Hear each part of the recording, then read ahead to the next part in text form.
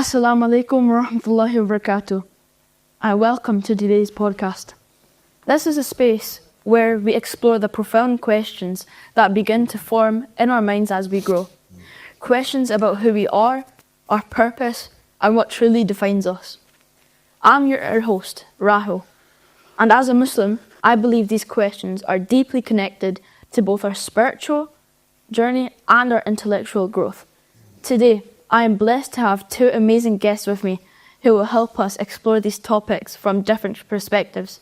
First, we are honoured to have Mr. Jonathan Brown, a lecturer from Dundee University, whose expertise in education and philosophy, and he will add an enriching perspective to our conversation. Mr. Jonathan, thank you for being with us today. Thank you. And next, we have Mr. Sahil Adeem, an educational psychologist and a speaker whose work often revolves around the nature of identity and purpose. Mr. Sahil, Jazakallah khair for joining us. Thank you for having me. So today, we'll discuss three core questions that often arise during the teenage years, a time of immense change and reflection. These questions are like, who am I? What is my real identity? And what is my real purpose? So, we'll approach these questions from religious, philosophical, and psychological perspectives. I'll serve as your guide, but most of this conversation will be driven by our distinguished guests. So, let's dive right in. So, to begin with our first segment, our first question is, who am I? This question lies at the heart of our understanding of ourselves. So, Mr. Sahil, how would you approach this question of who am I? This is as deep as philosophy can go. Okay, who am I? Okay, so I hope you understand the word philosophy, the difference between philosophy and psychology. Because philosophy explores the psychology. Okay, it's not the other way around. Yeah. So, who am I is a question of philosophy, not psychology. It's going to pay a lot of inroads into your psychology. It's going to make you behave that you're going to understand the meaning of who you are. So, a shorter answer right now, so that we can begin this whole conversation, that you are a unit of a very big system. If you don't understand the big system, you won't understand who you are. We, you, me, everybody else, 7 billion, 8 billion now planet, and the billions of people who have been around. It's part of a system. Think of it like a wave going to a certain point. Okay, and we are a unit of that whole system. And hence we need to be a part of this, understand it and try and contribute as much as, I can not just contribute, drive the system. Yeah. Okay, and that's your innate God-given disposition. That's why a lot of inner callings actually, whoever goes through that and understands the inner voices, hears the same voices, no matter where he's from, what kind of religion. And he's got to take over and try and drive towards a certain goal. The mutual definition of good, the mutual definition of evil, trying to, be a part of the battle and win it every single time. For that, you need to get those capabilities and, learn knowledge structures and understand skill structures, try and see whether you can actually drive your self-esteem of how much knowledge you have or how much skill you have. And am I actually even being a part of that bear fight, the big fight. So who you are is just a unit of a system. Understand the system and you'll know who you are. Thank you very much. And Mr. Jonathan, coming from your perspective, how would you approach this question of who am I? Yeah, I love that answer, actually. I thought that was a lovely answer. I think, Rahul, the question again was, who am I? Yeah. Is that right? Goodness. There's so many ways we can answer that. I think, for me personally, and it's lovely to be able to speak as myself as well as a lecturer, I think, we are children of God. And I think that pattern that you were talking about, part of that pattern, that tapestry is like taking on that likeness and participating in that. So that would be a perspective that I would have. We're also like an individual identity. And I think who we are is like that expression of, what is within us and then what's without us. And for me, I'm doing a PhD at the moment, which is like a really long essay, right? Yeah. It's a lot of studying. And it's around well-being, what I'm investigating. And one of the key things that I'm finding in my research is that our well-being is really based on a relationship. And it's relationship between us as subjects, as individuals, and then reality, you could call it, the world as it is. And we have to find these harmonious ways of being, right? So for example, if I just kept eating as much junk food as I would want, that's not going to be a harmonious way of being, because the way the world is made, if I live that way, it's going to make me ill, right? It's going to put on extra weight. I'm going to have health conditions. So I have to find in myself a way to have the best relationship with reality. Reality would be a big word, a word I'd be more comfortable saying might be with God, right? And so I think who we are then is individuals who are part of this pattern, this tapestry. And I think we're on a journey of trying to like establish that relationship. And then I suppose a big part of then in with that identity is what is that thing we're having a relationship with? And I think maybe a lot of what we'll speak about is as we move through our lives, there's lots of things that are put up in front of us as this is the thing you should have a relationship with that will make meaning in your life, that will make your life good. That's another big philosophical question. What is the good life? So is the good life a life if you have a relationship with lots of money? Is the good life a life when you have a relationship with lots of success? Is it when you get lots of good grades at school? Is it when you're really popular? Does that make sense? And so we have these things we have a relationship with. So I think we are people who were made for relationship. I think that who we are as a person comes about as a product of those relationships. And a really important question for me is, okay then, so what's the best thing that we can have a relationship with? That's very nice. So, Really? Oh, does that pass? Sink it into it. Yeah. Okay, cool. So That's good. yeah. So as Muslims, we also think of this question in the context of our fitra. So our natural disposition, and how does that align with what you're saying? Oh, okay. Well, you need to explain fitra. I'm not a Muslim, so I'm afraid I don't know that concept. It's a natural disposition. Yeah. Universal disposition of every human child that ever going to be born or was born. There's a common disposition. Okay. That a human child is going to behave according to that element of the basic disposition of good, trying to achieve good, understanding why it is, what bad is, what evil is, why not to do or commit evil. Your natural basic disposition of the human mind. Okay. That's fitrah. And that's fitra. And then, what was the question then with this? So, how would you align with what you're saying, with fitra? Oh, okay.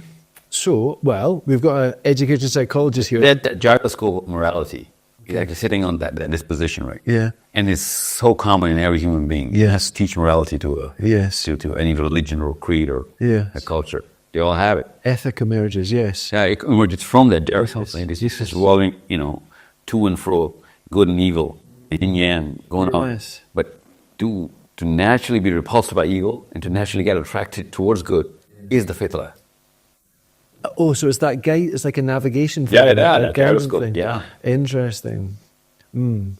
So, I guess what I'm thinking of then, this is a new concept for me, but what I'm thinking of as we have an education... No, but in the Torah, the Old Testament, yes, the literal verses that God actually, every child is born in the image of God. Yes.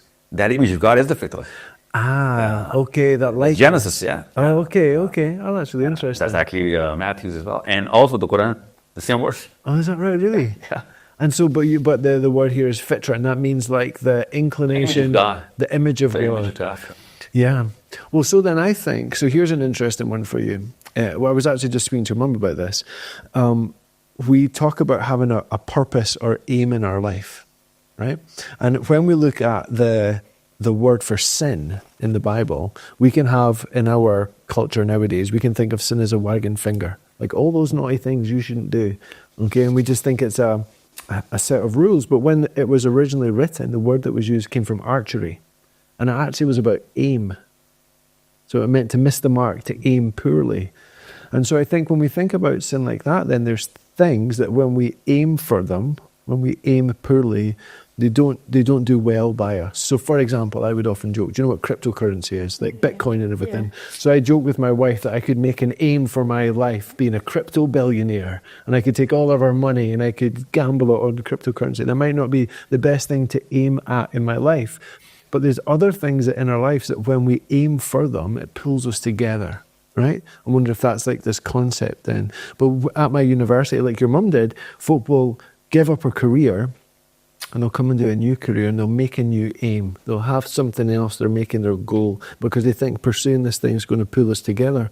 And so I think that for me then, there's this idea of it's looking at what is the best thing to aim at? What's the highest thing that we can aim at? So when we're aiming for it, that likeness, that likeness to God, that image bearing that we have is continually and progressively coming forward. You mentioned the yin yang. It's actually a symbol I really like. So we've got those two phases, I don't know, order and chaos, or spirit and law, but the line that goes down the middle, the Taoists call that the divine path or the heroic path, right?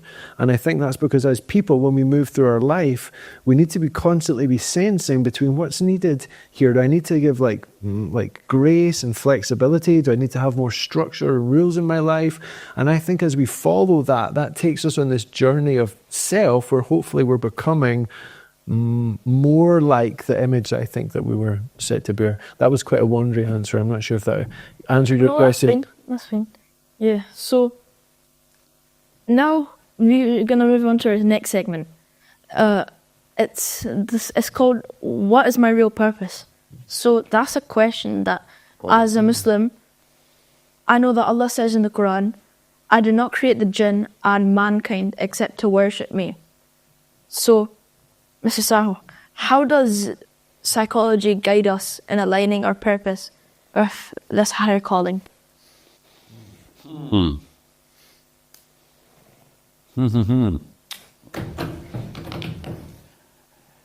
Understand the word prophet. You understand the word prophet? Yeah. What is it?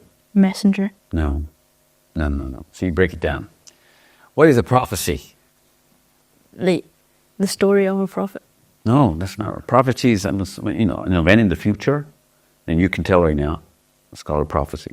Okay, something that you can tell is about to happen. Okay, whoever can tell that is a prophet. Yeah. Okay, in the dictionary. Now you will see from the Old Testament, okay, the New Testament, and the Quran.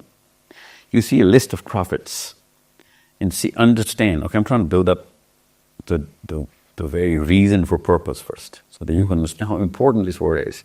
You can't just take it casually, okay? You're 14 now, coming in the game now. Actually, you should have been a couple of years ago. You're 12, you're 13, 14. You need to really ground yourself into the word purpose. Because the absolute difference between good people and bad people right now in the world, and it's ever been, is that the good people understood the word purpose. So there are only two kinds of human beings you'll find. One with the big, greater purpose, and one who are aimlessly, wandering around the planet, living day to day or year to year or event to event. And that changes their morality and everything. And sometimes they're really good, but they're not tied or anchored to a purpose. So you cannot rely on their good. Yeah. Okay. So that's how important the word purpose is. So that's why I started with the word prophet. Okay. Now, there are two kinds of prophets. And both of them do the same thing. They're prophesizing the future. Some of those prophets are sent by God Almighty Himself, guides them, literally tells them what's going to happen in the future. So you open the Torah, you find all the prophecies of what's going to happen. Okay. You find the New Testament, you see the book of Revelation, all about what's going to happen in the end. In the end, see? Right? This word inside your mind. The end. So these prophets are talking about the problems of the end, and they're just trying to solve them right now. So the story has an end, and they know the end. They're telling everybody the end, way ahead in time. Okay, it's going to happen thousands of years now, if not hundreds. And every prophet is trying to tell them this is the bigger problem, and your purpose is to make sure that problem doesn't happen.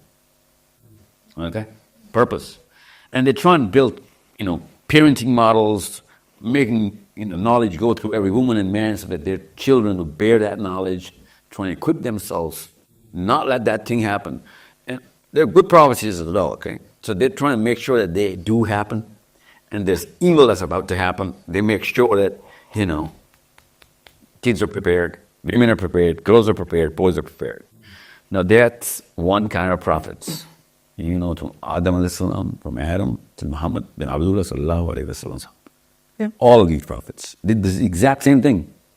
Foretelling the future, foretelling everything, and reverse engineering a certain message so that that thing wouldn't happen, or it can get delayed as much as everybody can muster up to delay that event. And there are other prophets as well. Those are not guided by God, but they're guided by their fitrah. Okay, they're not sent by God. We're all sent by God, right? We came because of God, right? But they did not go through the Bible or the Torah or the Quran. They go through their own disposition, and they try to solve those problems as well. Be it Aristotle, be it Socrates, be it Hume, Descartes, be it Immanuel Kant, all those philosophers. They start pondering over what is going on, and they try and come up with the solution to a problem that they're actually yelling about in their books. Okay, from a person's problem to a group's problem, from a local problem to a global problem. Read their books, you'll find out. They're doing the exact same thing. They're writing the problem statement, they're trying to solve it. Now, they have a lot of fancy words. A lot of people don't read their books. But literally, they're doing the job of a prophet, which is not sent by God for this very purpose. In other words, when you look at these people, you'll find out that every human being was sent for the same purpose. Some of them are guided directly by God and given books. Some of them do not get books. They're guided directly through their fitrah. Okay? And these gods and prophets are the fastest, quickest, and most optimal help that we can get. Okay? So this story had a start, a middle, and an end. Okay? Every book written by God, or every book not written by God, by those prophets we just named, also had an end. Okay? Now it takes science, NASA. What they're talking about? An end. A meteor is going to come in. And it's most probably going to come in someday, right? And it's going to end. So let's just go to Mars, terraform a planet, try and, everyone's talking about the end. As soon as you use the word end, all of a sudden, the word purpose comes to play. Because if there is no end, there is no purpose. Okay? If there is no end, there is no purpose. Make sure you write that down somewhere. Yeah. Now, every prophet is talking about the end, regardless of whether he's directly guided by God or guided by his fitrah, hence God, right? Sorry. So, you need to see whether you're part of the problem or you're part of the solution. Because all the books you're going to read is going to have two kinds of people, part of the problem, part of the solution. If you know the end, you will understand what the solution is and how to become a part of that solution. Yeah. You see what I'm saying? You really do? Or can I write on your age to actually understand the depth of what I'm saying? So you see the tears of every prophet sent by God. Of how deeper they felt the pain of every human being, because they could see all those human beings. God not just gave them visions, He took them on literal journeys to see hell and heaven, to see human beings going through whatever they are going to go through, the end. That's the day of judgment, right? So that day of judgment is the end, the ultimate end. So the Torah starts with that, the Bible starts with that, and the Quran starts with that. If you're not going to stop in the end, you're not going to understand your purpose. Because if some movie, some story is never going to end, then there is no point of having any kind of purpose. I could be good in my own definition. I could be bad in your definition and still feel good in my own definition. It's called moral relativism. Okay? Whoever does not have that visioning of the end in mind, as soon as you leave the day of judgment out, when you take out the day of judgment from the equation, all of a sudden the definition of morality is relative. So you could feel good and be good in your own books, a hero of your own movie, and a classical villain in everybody else's movie. And you get away with that because you know what? Both of these parties don't believe in the end. So, if you have an end, very high resolution end, understanding what's going to happen there. You're going to reverse engineer a purpose of your own time. Why were you born in this time? What kind of problems are going to add to the actual problem in the end? Did you contribute towards the good? Did you equip yourself to perform against evil? All of this becomes part and parcel of your actual purpose. Because from Adam till you, from Adam till the last boy is going to be born right before the day of judgment, has the exact same purpose. There are no two different purposes. The ultimate purpose is the same. For you, my kids, Adam al-Islam's firstborn till Adam al-Islam's lastborn will have the same purpose, because there's a purpose of why he came here. And he was sent here to save all humanity from the ultimate end. Okay? We call that ultimate end the calamity. It's hell. Yeah. Okay? And people are not going to make it our 999 to the ratio of 1 in every 1,000. Okay? Same thing with the Torah. Same thing in Talmud. Same thing in the Gospel. Same thing in the Quran. Most of them are not going to make it. So we got to save as many as we can to add to that ratio of 1 to 1,000. You understand? Yeah. Yeah. Big job. Yeah, that's the purpose. That's it. Thank you very much. And so, Mr. Jonathan, Yes. how do philosophers and educators approach the concept of purpose? And do you see parallels between the views and the religious perspective? Yes, I think so. And I think that was a really good answer about the ultimate question. I think the purpose, to your point about moral relativism, people are trying to decide what is the highest good. Where do we get our meaning from? Where do we get our purpose from? Maybe another way to think about it is, and again, your mum and I were just speaking about this, we're all looking for something to worship. And people are choosing different things that they're going to have as their highest good in their life that they think is going to give their life purpose. So for some people, it might be being popular. For some people, it might be, I don't know, being really successful in one particular field. But they think this is the thing that when I devote myself to it, it's going to give me purpose in life. Do you remember earlier we were talking about sin could be aiming at the wrong thing? Or if there's some of the things that we can aim at that would do make our lives go poorly, and they can be things that we can aim at that pull us together. There could be something that's the best thing to aim at, that would be the right thing to be in the highest place. So when we aim at that, it's going to guide us through our life. So I think purpose, whether you're a philosopher or an educator, it's people trying to decide what deserves to be at the very, very top of the pile. What's the thing that if we organise everything, you could think about it like this, having a flow chart. Have you ever seen these charts you get in magazines sometime, and it says like, you're like, what kind of superhero are you? Yeah. You know, you're like this or you're like this, and you've got like these branching diagrams. Well, we've got things, and we have to decide, well, which is the most important thing?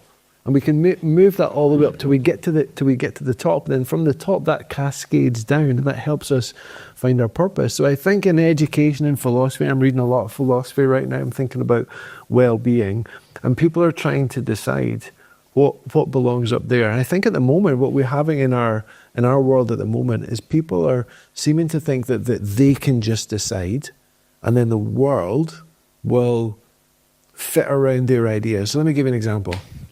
There's a bookshop in Dundee, the university, the town where my university is, and I would love to go to that bookshop, okay? And I would walk around the bookshop and I would take pictures of all the books I was going to buy for cheaper on Amazon, okay?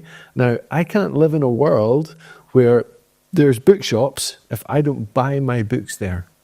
Yeah, so I have to like make a sacrifice. I have to pay for slightly more expensive books in order for there to be a book there and to be a bookshop there. So I think when we go through our lives, we need to be thinking about what is the contribution that we need to make or that we can make in order to keep the world blossoming or moving forward. So for example, people might say, I think that I can live this way and the world will keep working.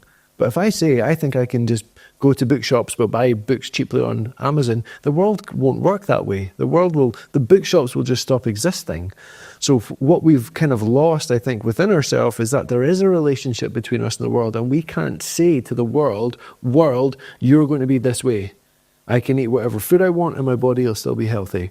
I can do whatever I want with my money and things will still be what will work and be fair. That I can do whatever I want with my body and my body will still be healthy. I don't think that's how the world works. And I think we've kind of fallen out of relationship with God, with that which is higher. Here's another way to think about it. You know, the environmental crisis that we have at the moment, right? So there's like lots of pollution and things like that in the world. Well, it's wonderful. You could think, because I teach science at university, so you can think everything that's in the world, you can kind of put into two groups. You can have the natural things that you'd find if you went for a walk, natural things in the world, and then you can have synthetic things, and those are things that we can make as people with our brains. And it's wonderful that we can make those things. It's wonderful that we can make these materials. But what we've learned from this crisis, like plastic, for example, it's great that we can make plastic. We can wrap things in it, we can hold things in it, we can like make tents out of it. It's wonderful. But we can't make it to any extent that we want. If we just make all the things that we want and don't pay attention to the world, we end up with pollution. That's what that's literally called, pollution. It damages the environment that we're trying to live in. And I think in that sense, you could say this pollution that we're having is because we've fallen out of relationship with the world. Yeah? And so I think in our lives at the moment, what's happening is I think we're falling out of relationship with that which is higher, God. And I think our purpose in some big way is to try and have that relationship, right, with God. There's a storybook I read a few years ago, and it was based in Scotland. It was called the Regante series, I think. And you know, stories have kind of magical elements in them. And the magical element in this was that your actions either sucked the magic that was in the world out of the world and sort of sped along the end of things, or your actions put magic back into the world and helped sustain it and make it a good place to be. And I think that's a big answer for what our purpose is. We need to live in such a way that we're in relationship with that which is higher, because I think when we do that, we're contributing to the world. We're helping. Goodness, how would I explain it? We're helping do God's work, which is creating and cultivating. That's one of the things we learn about God in the book of Genesis. He's a creator and a cultivator, and we're made in his image. So I think that's part of what we can do. So I think to answer your question, I think philosophy, I think they're trying to decide what goes in the highest place. I think at the moment, culture has decided whatever I feel inside is in the highest place. But I think things like the environmental crisis show us that there needs to be that there is a relationship. And actually, we need to be in the lower, more humble position. And we say, okay, world, what are you like? And I'll conform to you. And I think it's our purpose is to sort of develop that relationship. That's brilliant. Thanks. Yeah. So, moving on to our third and final segment. It's a question that might seem simple, but there's a lot into it. So, this question is, what is courage? So, Mr. Sahil, how would you define courage? What do you think courage is? Assuming that I know what courage is, okay? So, let's go deep inside the system, okay? There's a certain sector of energy inside your brain. Okay, it makes the whole body go into this mode. Okay, so there's like this courage mode, and then there's this fright mode. Okay, now the courage mode has a lot more fright than the fright mode. Okay, that's the trick, and a lot of people miss out on the fact that they think that courage means no fear. Courage actually has a lot more fear. Okay. So my fear that, your regular fright mode won't even have a trace of it. So, first, understand what courage is. Courage is to understand your fear, know where it's coming from, and know what is really damaging you. That's the actual courage. Now, that could be fighting a guy in the street, or confronting your father or mother not doing the right thing when they're not doing it, and you have to have enough courage to confront them. Or go walk up to your school principal and tell them that, I don't believe in the policy. It's not for the according to the vision of the whole system of education, right? Yeah. I mean, one day you have to make the movements, okay, and make the change. So both of them come from the same part of the body. Actually, there's an organ for it. Okay, so you see those tentacles on the cockroach, those antennas. Yeah. You know what they're for? What? There's sensing danger. Okay, obviously the cockroach does a lot more than just sense danger, but that's primarily the function of those tentacles. We have those tentacles too. Like literally, literally the same tentacles. The two tentacles inside our brain, they call amygdalas. They sense danger from everywhere. Okay. Now, as much as they can sense danger, if you understand that you're training to paying the price for confronting that danger, that toll that you want to pay, you need to pay, okay, that follow through is called courage. That I am going to pay that toll, be it my life. If it comes down to that, be it my life. Because if I don't do it, the price that you'll have to pay for living with that luggage that you're going to wake up every night thinking that, if I had done the right thing, you feel so less of a man and a human being of not doing the right thing. That luggage is way more. Okay, that cancer is way more of it's going to take a lot more toll. It's going to ruin not just your life, but your dependents, your friends and your family. Because you're going to crack your mind, it's going to break your personality, and you're going to lose your confidence in life and become, a follower of any and every system. You're not going to be able to stand tall in front of your own self. And whoever cannot stand tall in front of the mirror, he ruins everybody's esteem, especially his kids. So in any given chance, think about it. The first chance you're going to get when you move out of this room, of doing the right thing, you can do the math on the price, and you make yourself able to pay that price, that capability to become able to pay that price. That's courage. And trust you me, a lot of times it's going to ask as your literal life as the price. Okay, like literally. So if you're willing to pay that price, most of the times, that's not going to be the price. You're going to do a lot better than most of the human beings because, they don't train themselves to pay that price. Mm-hmm. So be it saving somebody's life or somebody's reputation, somebody's, property, or, holding up the law somewhere, stopping somebody from breaking the law. Yeah. All of that requires that math. That you do it, what's the price I'm willing to pay? And the more price you're willing to pay, the courageous you are, the more courageous you are. So by the end of the day, whoever has done the math better and has prepared himself to pay the ultimate price is the guy who's going to be the most courageous. And everyone's going to actually get under him. It is such an attractive trait in human beings that we all, think about it, 14-year-old man you are, everyone needs. God put this demand of courage inside everybody. So as human beings, we all need the God at the top to be the most courageous. Actually, most of the time you find out that most of the people who are not on the top are only in the bottom or under that guy because of the fact that they don't have enough courage. He followed through on his morals, on his decisions. They couldn't. And we all need our leaders to be able to pay the price given any chance they're ever going to get. If they are going to stop or hesitate for even a second, we strip them of their leadership.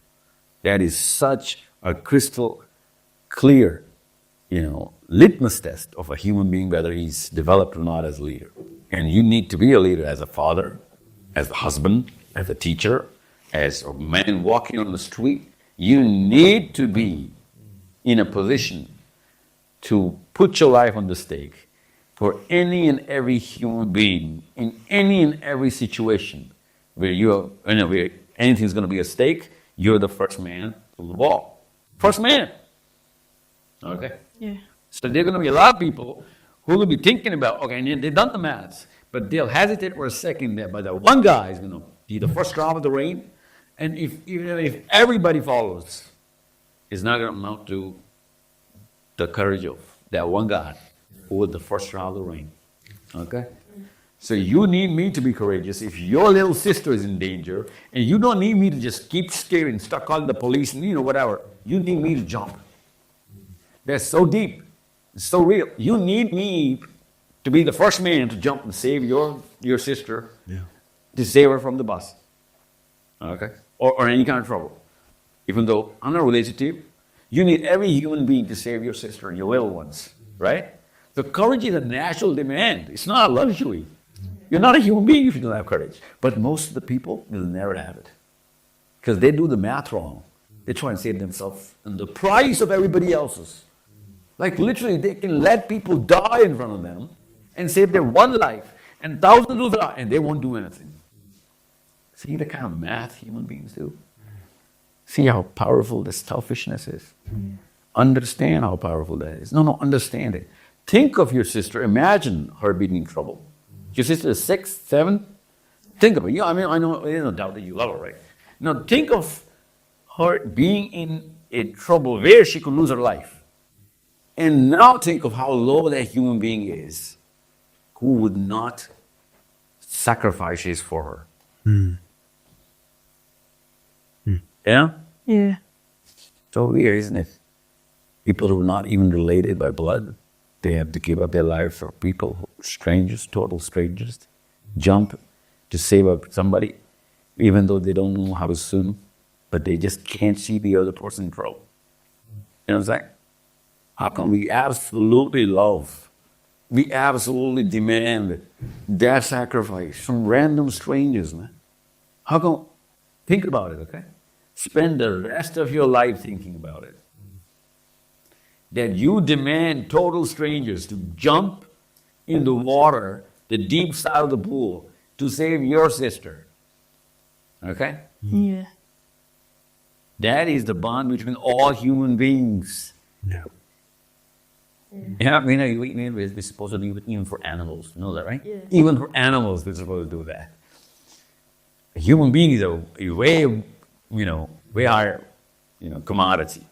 So understand what courage is, why courage is, and who is courageous. These are the 3 things. Oh, wow. I know. It's like the ultimate right that we all, we have gavels in our hands. Passing wardings about total strangers, not even being human beings, to disqualify you as human beings. You didn't jump for my sister or anybody else's kid. Why didn't you jump? This is so natural. It's built into every little cell of my body and yours. Wow. I know. That's great. So, Mr. Jonathan, how would you define courage? Yeah, well, I love that idea about sacrifice. It's interesting. I've been thinking about where in culture we're apprenticed to sacrifice. Like, where do we learn to do that? Where do we learn to see the small things that we can do? There's an idea that, practice makes perfect. Yeah. Right? Well, we often say that practice makes permanent, right? And one of the things that we know about neuroscience, which is like the science of our brains, is that the things that we practice, the more we practice them, we could think about little pathways getting made in our brain, and those becomes more established and more firm. So what that means is the things that we practice are the things that we become, right? And so I think for us, that call to courage is a call to practice in very small ways courageous acts. So for example, sacrifice.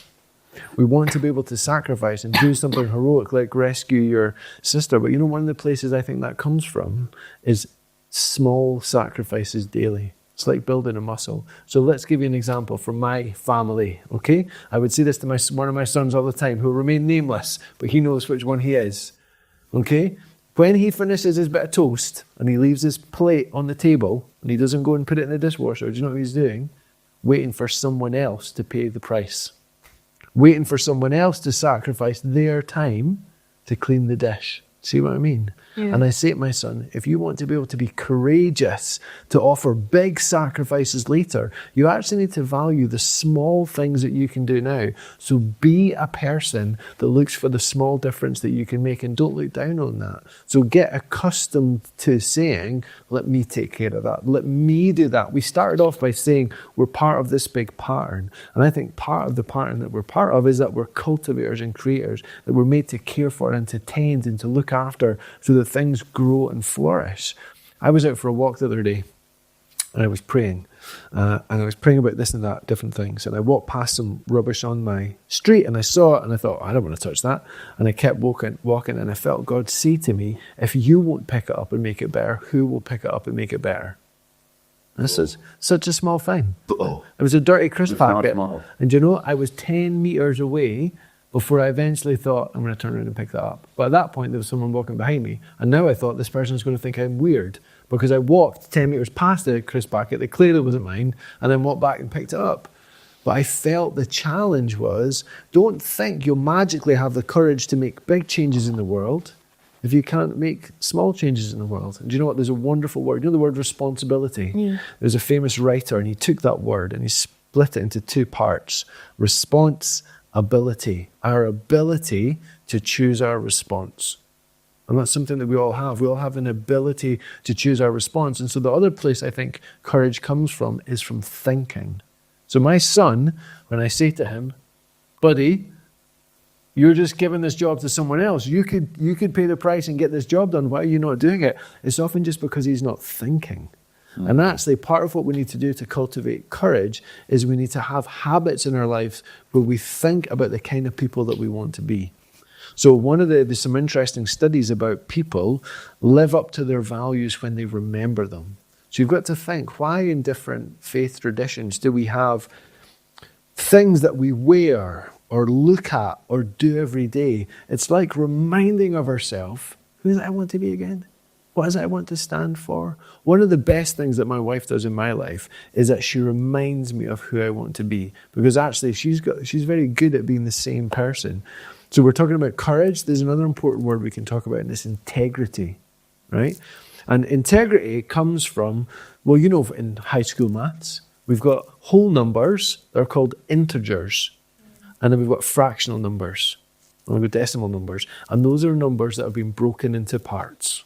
So you've got a number that's a whole thing, or you've got something that's broken into parts. And integrity comes from that. It's when it's a whole thing. So it's when you as a person are one thing in your life. So whether you're by yourself and you see a bit of rubbish and you think, I'm going to pick that up, or when you're with other people and you maybe feel like you should, you do the right thing, you pay the cost. And I think that's like training, where you learn to be courageous, where you develop the muscles to be courageous. I heard someone speak and they said, you know, you've got to think about what is it that you've practiced so much that you're ready to do it automatically. And I used to say to some of my primary 5 girls, I have to say, they would all start falling out with each other in primary 5, primary 6. And I would tell them about practice, how if you practice your Spanish, you would get good at Spanish. And if you practice your piano, you would get good at piano. And I'd say, if you practice saying horrible things to each other in the playground and giving each other horrible looks, the things that you're going to get good at is saying horrible things and giving horrible looks, right? So we need to think about what we're practicing. So I think part of courage is being prepared to do the small things, because the small things get you ready to do the big things. I think it's about remembering and having things in your life. So it's not just like social media and TikTok, wherever you're looking at, but you're looking at these things that remind you this call to be the kind of person that you want to be. And it's about this responsibility. It's remembering that you have the ability to choose your response. And I think when you bundle those 3 things together, it creates like a practice that helps you grow in courage, like a muscle. That's great. Nice. So that was our last segment. So that was a very profound conversation. So You know what he just said? It's a mandatory thing in Islam, right? yeah, You're walking down the street. you have to. The Prophet said the pathway has rights upon you to clean it. Yeah, Right? It's like if you're not doing it, you'll be punished for letting go of the responsibility and making somebody else pick your slack. Because there are no coincidences in Islam. If you saw something you were given an opportunity to rise yourself up in character, right? This is an opportunity. It's not any random haphazard event that just happened. So cleaning Scotland from wherever you go, that's a job of a Muslim. Okay? You need to understand the one symbol of the Prophet ﷺ that everybody knew him for, that wherever he passed, the place got cleaner. Wow. The place got better. That's like, it's not some ihsan you're doing. It's not a favor you're doing to anybody. It's part and parcel of why you're sent on this planet. Okay? You're sent on a dirty planet to clean it. You're sent in a place to make it better. Yeah. Because if you pass through that and it becomes worse than what it was, you are the problem then. And if it doesn't get better than what it was, then you're a way bigger problem because you let people justify to a pattern of practice, which he said. Okay? So because his children are subconsciously going to do whatever they see him doing consciously. So your people who are going to follow you are naturally going to justify that, you know what? There is reason not to pick up the dislike of somebody else. Yeah. And you can be that change in your school. That's the incredible. Do you know, if I can say one last thing, there's a video, and it's. Do you know this? The music, not the musical, the movie, The Greatest Showman. Have you seen that? It's got Hugh Jackman in it, right? Well, there's a video of them, and what they're doing is they're rehearsing, okay, and the little blurb at the start tells you that this is the performance that they need to do to get the money to make the movie. So they've been given a little bit of money to sort of come up with songs and to come up with a story, but they're going to have this one performance where the people who are going to write the check are going to decide, do we think this is good or do we think it's not? So there's a lot that's riding on this one performance. It needs to be really good, okay? And there's a lady, and she's the main singer, and she's speaking to the camera, and she's saying, she's just so nervous. She's never done anything like this before. And she keeps getting this invitation, come out from behind your music stand and just really sing, just really go into it, okay? Now, I watched this a couple of times, probably every month, and it would stir me, and I would always think, why does it stir me so much? And eventually I realized, okay, because what happens is she starts singing, she's very nervous, very nervous. You know what a backing singer is? Just someone in the background. There's one guy in the background, and he has one sentence that he sings by himself. But do you know what he does? While she's singing, he gets his feet up on the chair, and when it's his turn to sing his one sentence, he stands up and he sings it with all he's got. And it's like you feel something ignited. And it's like this one guy had one tiny sentence to do, but I think the whole movie got made because of that guy. Because when he stood up and did his one small thing to the best of his ability, it inspired everybody else. And everybody else did their best.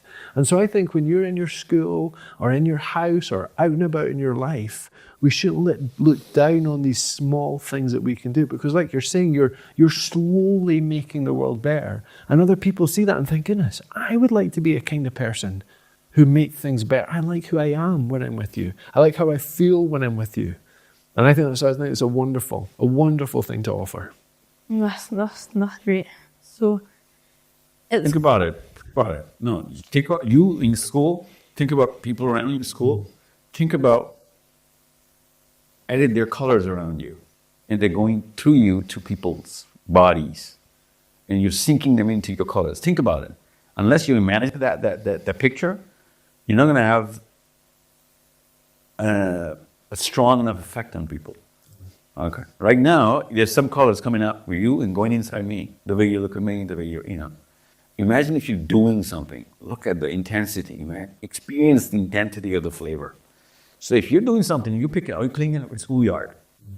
Okay? All of a sudden, everyone in the school becomes a better human being.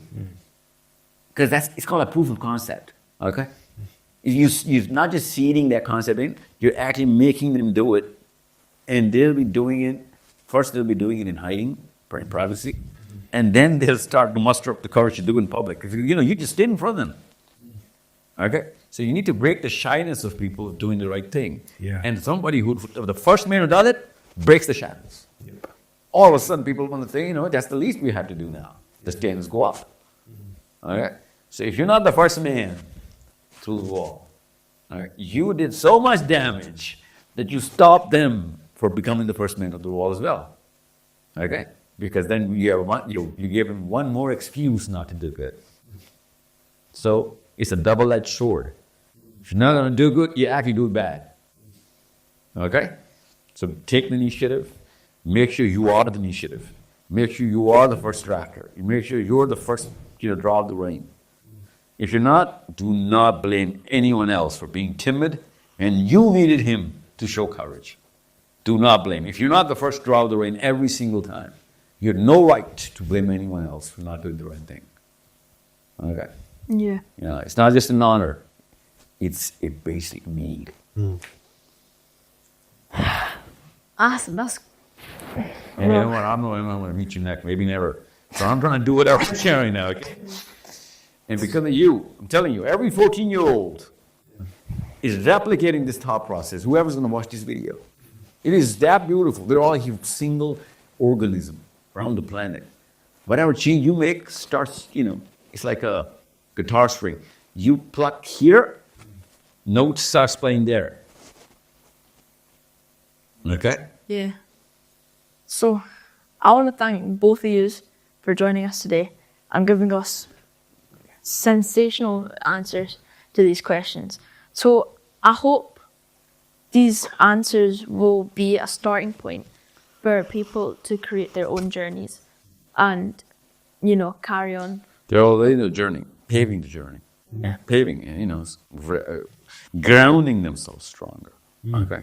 Making sure they understand that whatever they do in Scotland, I feel the effect directly that very day in Pakistan. No, literally. That's how it works. Yeah. Okay? I've got 2 more questions to ask the both of you. So, first, what are some practical ways that teens can build resilience and discover their purpose? So, Mr. Sahil, could you answer that, please, from your perspective? Purpose and religion. Okay, listen.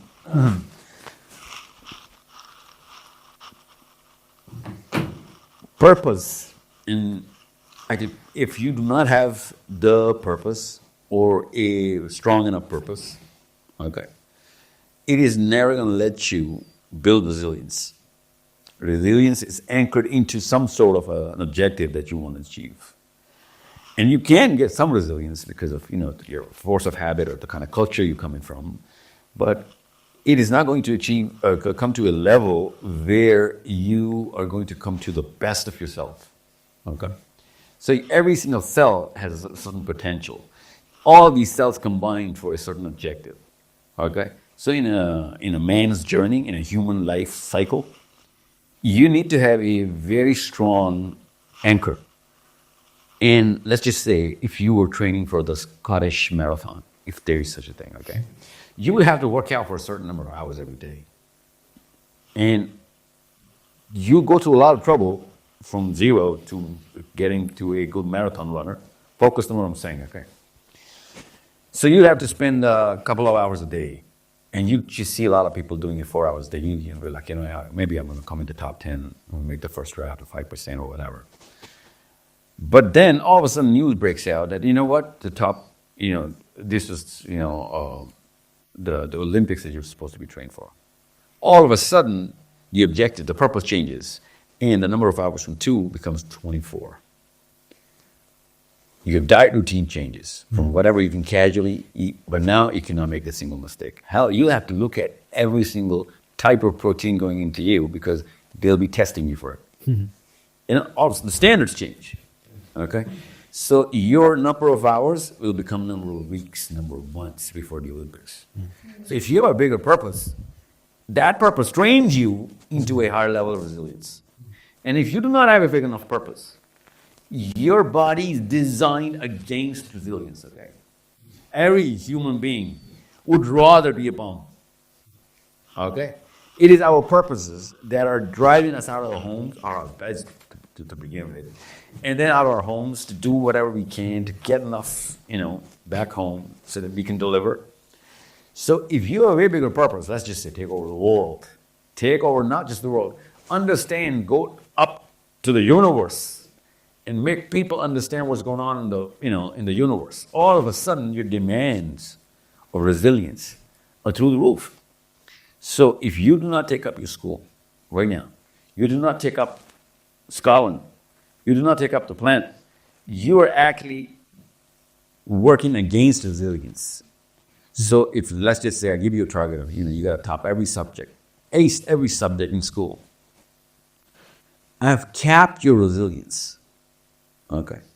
But if I tell you that you got to invent new things in that book of physics, you got to theorize another equation of mathematics, that school, that country, that planet, all of a sudden you've surpassed. But you got to work a million times harder now. You got to understand really bigger and better things and meet different kind of teachers. You got to go meet the Nobel winners. You got to go meet the Fields Medals winners. So understand how to actually come up with a new equation, right? So all of a sudden, you're going to have the same kind of toll to pay, same kind of toll at body level, mind level, but you'll have a totally different standard to actually aim for. And people within your realm will not even understand how you're progressing so fast and so much. Okay, so the purpose is anchoring the level of resilience, the demand for resilience, obviously. So if you don't have a purpose, I don't know who came up with this question, but somehow, ironically, they couple purpose and resilience. Most of the time, I have to use the word purpose when I'm answering the word how to build resilience in a child. Because if there is no purpose, there is no resilience. Human body is designed against it. Okay? We have to fight our own system to become resilient. We literally don't want to work. The natural need of a human being is to not work. Okay? It's good for us, but we're not designed for it. We came from heaven directly. In heaven, it's not heaven if you have to work. Right? The very definition of heaven is that I don't have to do anything. So since we are the sons of Adam, Adam alayhi salam, we are from a planet or system of planets where we cannot work. That progeny is against resilience. This is a test. We better be humble and start working every single day and every single angle to earn at that level where we do not have to work for a single day. Okay? This is the whole loop. So, buddy, that'll work. Okay? Yeah. So, Mr. Jonesy, how would you answer that question? Which was about purpose and resilience. Yeah. Good. Well, I think that was a very comprehensive answer. So I'm going to try and take it from a different tag. So I think for purpose, sometimes when I'm working with children in schools, when they're thinking of purpose, they're thinking of profession. What should I do with my life? What job should I have? Okay? High schools are asking you to think about your course choices and what job will you have and what will you do after school and all that kind of stuff. And I think for a lot of children, that can be a really hard question because you don't know yet. Right, because you're still a child. I used to think it was like being asked to decide the haircut I was going to have for the rest of my life when I was 14. It's a terrible thought. So probably would have had a haircut I would have regretted, right? So I think in terms of purpose, instead of think of profession, I would think of person. So don't think about what the profession you want to have, think about the person you want to be, and then practice setting for yourself micro purposes, mini jobs. So for example, can you make a purpose for yourself that you won't walk past litter on the street? And just practice setting a target for yourself, a purpose for yourself, and achieving it. For example, can you set a purpose for yourself that you'll always wipe down the table after dinner?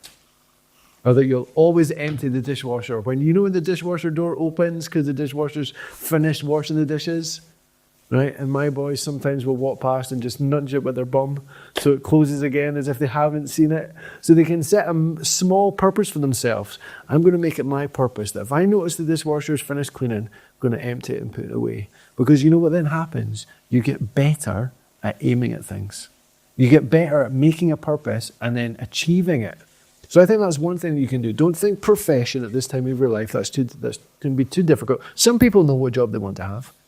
But I would think person. What kind of person do you want to be? How do you want to contribute to the world? And then practice setting for yourself little goals and achieving them. That's a great way to grow your character. In terms of resilience, there's a lot you can say about that. So some really practical things first. I think for young people, it's important that they know that they're not their thoughts. So thoughts are just ideas that are happening in their head, right? And so I think a way that we can help our resilience on a very practical level is that we can learn to look at our thoughts instead of from our thoughts. Okay, so here's an example. Let's imagine this is me. In fact, I need somebody. Can I get your phone? Yeah. Right. So this is my students at university, and they have to go into schools and they have to give lessons. Okay, and sometimes the lessons don't go very well.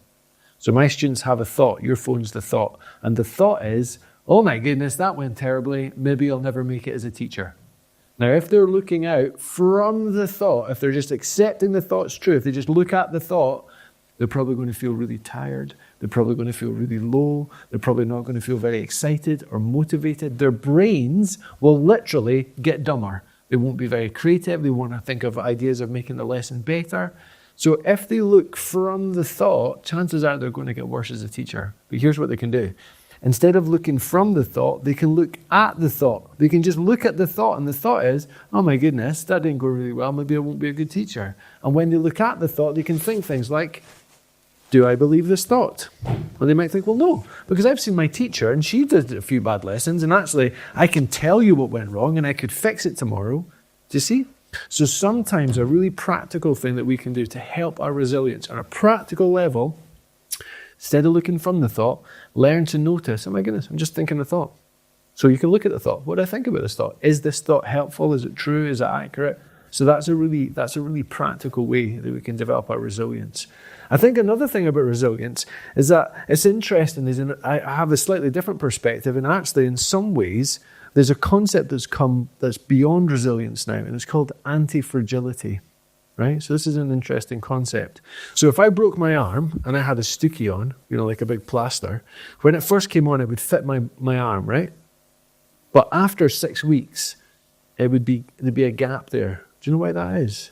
Why? Why would the stookie go from fitting tight around my bicep to then not fitting after 6 weeks? Do you know? You get old. Well, not in 6 weeks. But what happens is called atrophy. What happens is my bicep that I work out now so it's big and strong, for 6 weeks it's not used, and so it literally wastes away. It wastes away, okay? So we have got systems in our body that aren't resilient, because resilient just means it can endure damage. So for example, your phone is fragile. If I dropped your phone, it would break. It's fragile, okay? You put a plastic case on it. The plastic case is resilient. That means I won't do it hard. That means it can stand up against bad treatment. But does your phone benefit from the bad treatment?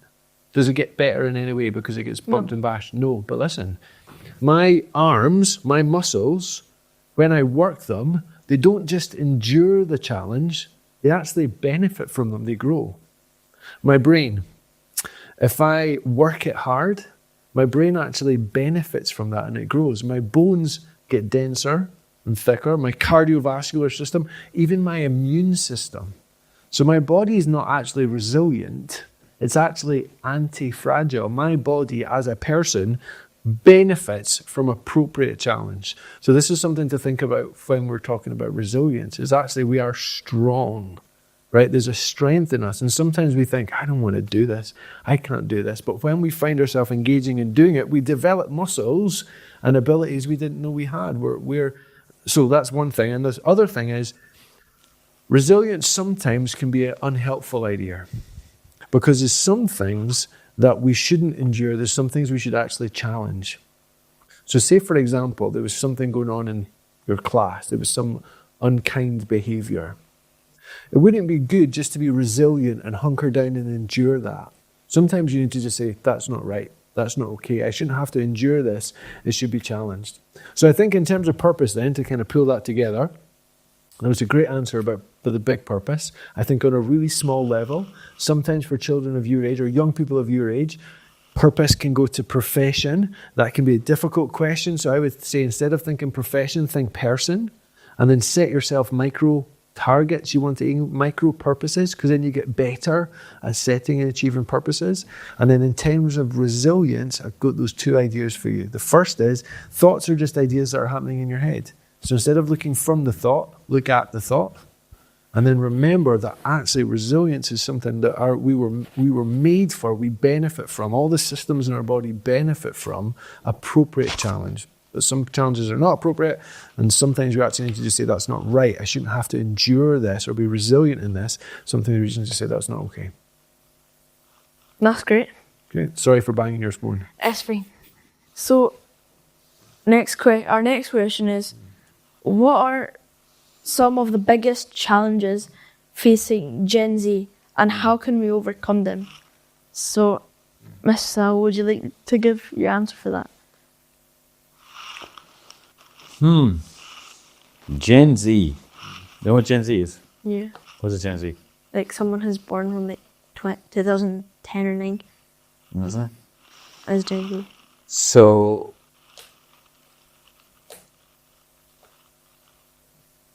see, every 100 years, there is an opportunity. Every 100 years. Okay.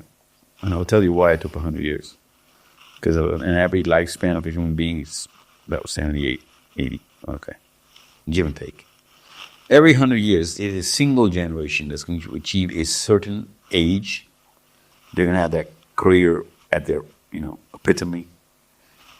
And like right now, the 60-year-olds right now, they're the people who are actually calling the shots in every country, every business, so on and so forth. Social systems are run by these old folks. So they were teenagers some time, right? In time, in 1940s, 50s, in the 60s.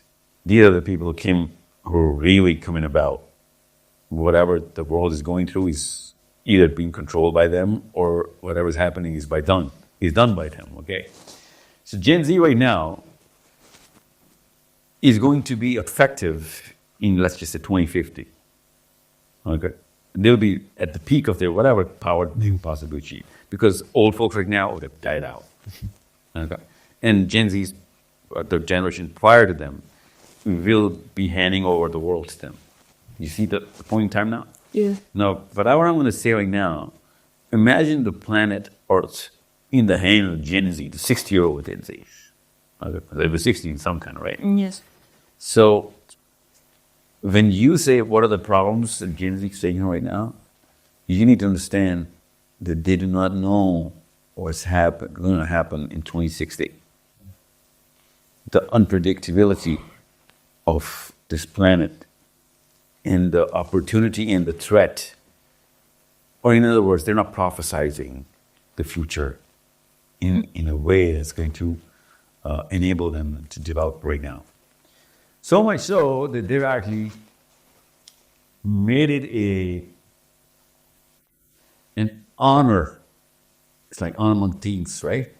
That if they can make it fast and quick and find the finest shortcut, it'll be recognized as some sort of an achievement. Even though the one thing they'll never be able to stop is time. And they are going to reach 60 in some time. And you need to understand what is that issue I'm actually trying to address. So if you are a bum right now, you're lazy, you're not accustomed to books, which Gen Z cannot, because you're kind of so used to YouTube, you didn't open the books. YouTube is the shortcut, making you use the shortcuts to get knowledge. And knowledge is the one thing you cannot expedite. There's no crash course for wisdom. You know what wisdom is? Yeah. What is wisdom? You really know what wisdom is? Okay, what is wisdom? Knowledge. No, it's not knowledge, see? Knowledge can lead to intelligence.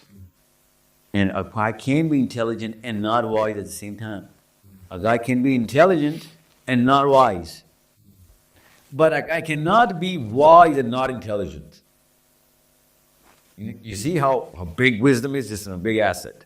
And wisdom can only be achieved if you do the grunt work yourself. You understand me? And YouTube is stopping you from grunt works. To read every page and flip. Read the book by page by page. Go through teachers. Understand through experience. Do the work yourself. Okay? You need to understand that.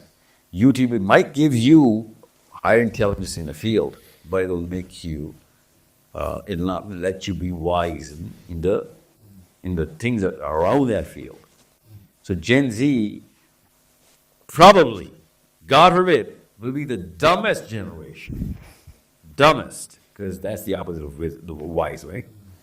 They'll be the most inapt people to run countries, run businesses, run societies, and run the bigger systems which connect everybody together. Okay? So you need to understand, right now, we're going to pass the baton, and you're going to throw it away because you're going to have to watch that Netflix series. And I'll be like, I gave you a baton of the planet, man. And you'll be like, yeah. Just took a couple of hours, man. Don't worry, the muscle is still burning. Don't worry. And I'm like, dude, it's not about how much, you can do with the baton. It's what the baton is for. Okay? It represents something. The whole world is dependent on your performance. To be like, yeah, you know what? I come first. My tiny little players of dopamine come first. I gotta satisfy, and I'm gonna do it my way. And I need a shortcut. And you are gonna come up with a shortcut of getting that baton from this point to that point. But that's the exact opposite of why we came up with the baton. It has to go to everybody. Everyone's got to see what the whole game is. And right now, Gen Z is going through QuickBooks, hence crypto. It's going through quick accesses, hence audiobooks, hence you know what dopamine is? Not really. Yeah, right. You got to read it up. Okay, so the dilated dopamine receptors are making you more hungry for attention, more hungry for recognition, more entitlements, hence making you arrogant, hence making you lazy, hence making you selfish. Okay, the more dopamine you require, the more selfish you become. Okay, so you need your entitlement. You need a Mr. in caps written by your name. Okay. Yeah. Yeah. You get that? Yeah. So the more I'm gonna give you knowledge, the less you would want it. That's dopamine. Yeah. Okay? That's the curse of dopamine. Otherwise, the natural cycle is the more you give me knowledge, the more thirsty I should become. But dopamine does the exact opposite. Okay? It gets you satisfied too soon. Okay? So that's what Gen Z and boys your age are gonna go through. So what's the solution? You gotta go old school, buddy. No, I mean it. You gotta go old school. You gotta read books. In 20 years from now, there'll come a time, I promise you this right now, that there'll be two boys competing for the same sort of position. One is gonna come through the books, one is gonna come through YouTube, and you won't have a chance in hell to compete with that kind of muscle to mine, because he'll be going through the books. He'll have met enough teachers. He would have put enough downtime on the street, at the work, on the cubicles, inside environments. You've been looking all of those videos, documentaries. Like, I know everything about it. And yeah, you might know everything about it. You do not know how any of this actually comes together. Okay, and that's where you're going to lose. Every YouTuber is going to lose with every book reader. Any given fight. Okay? Any given fight. And every book reader is going to lose with everyone who's actually done it on his own in any given fight. Imagine that. So from people who used to do it, became just people who read about it, and then now people who watch about it. All right. Okay? But you know how you said it's a shortcut? YouTube's a shortcut for people who don't read books. But what if they try to read books, but they can't understand it as well as YouTube? What's the difference between YouTube giving it knowledge? Like, what if YouTube explains it better than the books? Okay. Have you ever seen a movie which was made on a book? Yeah. Give me a name. Wonder? I will know that. Give me a name. Harry Potter?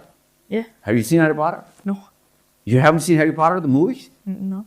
Whoa, okay. Okay. It's not That's interesting. worse. Okay, well, okay. Let me try and Look at Lord of the Rings. Lord of the Rings, yes. Have you seen the movie? What kind of movie you've been watching, man? Okay, now listen. When you read Harry Potter and you see the movie, you would want to kill the director. Okay? That's what YouTube is doing to actual knowledge. Once you read the book and then you see a movie, obviously there are reasons why they can't put everything in the movie. Like, it's going to be a long movie, you know, someone watch it, and they just try and get the best out of it. But they lose every single thing, which is what the book is standing on, what the writer was thinking. Okay? Of course, they call in the writer and they make a movie. And the writer's like, that's the best you can do with the kind of bucks that you have. So you need to understand, if you read a book, and you will understand that, if you read a book and somebody makes a movie out of it, only then you understand what I'm trying to tell you right now. Okay? So don't be a YouTuber, be a reader. Okay? Every invention that you're using in your home right now was invented by book readers. The quality of science has gone down. Quality of literature has gone down. Quality of entertainment has gone down. Because people have stopped doing it, okay, and trying to come up with shortcuts now. Every single thing is going down because we have given up on that effort.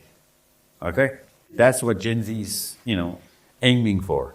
Least effort, most output. Okay? Oh. Yeah.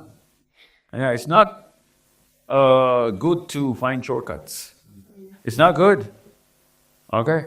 And it's certainly not an honor. Okay. So, how would you answer that question? Yeah, I like that answer.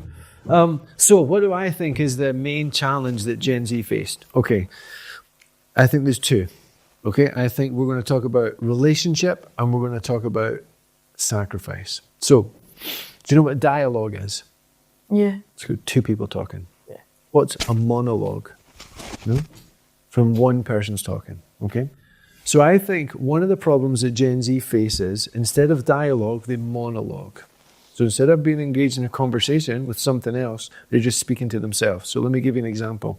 And a lot of this comes to what do they think is true or where are they getting truth from? Okay? Now, there was a time when I did a lot of weightlifting and I was quite big. Okay? And at that time, to support all those muscles, I had to eat a lot of food. A ridiculous amount of food. You need to picture a ridiculous amount of food in your head. I was eating more food than that. Okay? Now here's the crazy thing. Even when I was eating this ridiculous amount of food, do you know what communication I would still get from myself to myself? I'm hungry. Now later on, I was getting into running and I was trimming down and I was eating less food. And do you know what communication I would get from myself to myself? I'm hungry. And I'd be looking at my fitness plan that said I only need to eat this much food. And this is all I need to have optimum performance. And I would get this communication here, this good advice, and then I would get communication from myself to myself. And the communication from myself to myself was I wanted to eat more. And I realized I got this communication from myself to myself, whether I was eating a lot, tons and tons and tons, or whether I was eating a little. And it made me think, how reliable is this communication that I get from myself to myself? That's just monologuing. That's just me speaking to myself. I think Gen Z, one of the problems that they have is they get communication from themselves to themselves. And instead of looking at that and thinking, what is it about this? What is maybe some good advice? What are some people I could speak to? What is some wisdom that I could receive? Is they take this information that they get from themselves, whether those are feelings or thoughts or ideas, and they say, I think this is what's true. And I think they can get themselves in all sort of bother about that. We need to be careful sometimes about the communication that we get from ourselves to ourselves. Now, alongside that then comes this idea of sacrifice. Do you watch Netflix? Yeah. Do you like any of the sports documentaries? Depends on which ones. I love them. And it actually doesn't depend on the sport. I just love all the sports ones. So there's one that's a golf one called Full Swing. Have you seen it? So I don't like golf, but there's a golf course right beside my house. But it turns out if you take a golf competition, which lasts 3 days, and you edit it down to 7 minutes, that's the best 7 minutes of TV you can watch. So I was loving it. Now let's imagine after watching this, I decide I'm going to be a golf player. And so I say to you, I've decided I'm going to sacrifice to become a golf player. I want to be a golf professional. And you're like, wow, that's incredible. What have you decided to do? And I said, well, I'm taking it seriously. I'm going to do 5 hours every evening. You're like, 5 hours? Goodness me. What is it you're planning to do for 5 hours? I'm going to eat chips. I'm going to watch my favourite golf competitions on the TV. And then I'm going to get better. Now you're smiling because you're thinking, that's not going to work. Right? That's not the sacrifice that's required. That's what you're noticing. There's a sacrifice that would be required for you to become a great golf player, and it's not the one that you're offering. But I would say to you, that's the one I want to give. That's how I want the world to work. I want the world to work so that I'm going to eat food and watch my favorite golf programs on YouTube, and for me to become better. And so I think the two problems that Gen Z are wrestling with, or two problems, not the two problems, but two problems that they're wrestling with, is they're confused around the communication they get from themselves to themselves, and they end up just speaking to that instead of dialoguing and with wisdom, with the world, with faith, with wise people. I think that's one problem. And I think another problem is they're not prepared to offer the appropriate sacrifice. Because to offer the appropriate sacrifice requires humility. All appropriate sacrifice is offered in humility, because it's not saying this is the sacrifice that I want to give, sitting on the sofa, eating chips, watching golf, but it's the one that's required, and I'm prepared to yield, to kneel, and to offer. And so I think there's these two things that are getting in the way, the sort of sense of my voice and my feelings and my insight and the place that has, and then actually the ability to participate in a functional way with the world, where they offer the kind of sacrifices that moves them forward and makes the world better. So I think those would be the two things that I think Gen Z could get help with. We do get insight from within ourselves. We do have a voice within us that can speak truth, but we can also have just a lot of garbage in there. And so I think we need to not monologue, we need to dialogue. And I think we need to get better at offering appropriate sacrifice, but that requires humility. Thank you very much. You too, thank you. No, thank you, Wade. Okay, so to our listeners, just remember that these questions are not just intellectual exercises. They are invitations to grow, seek, and connect.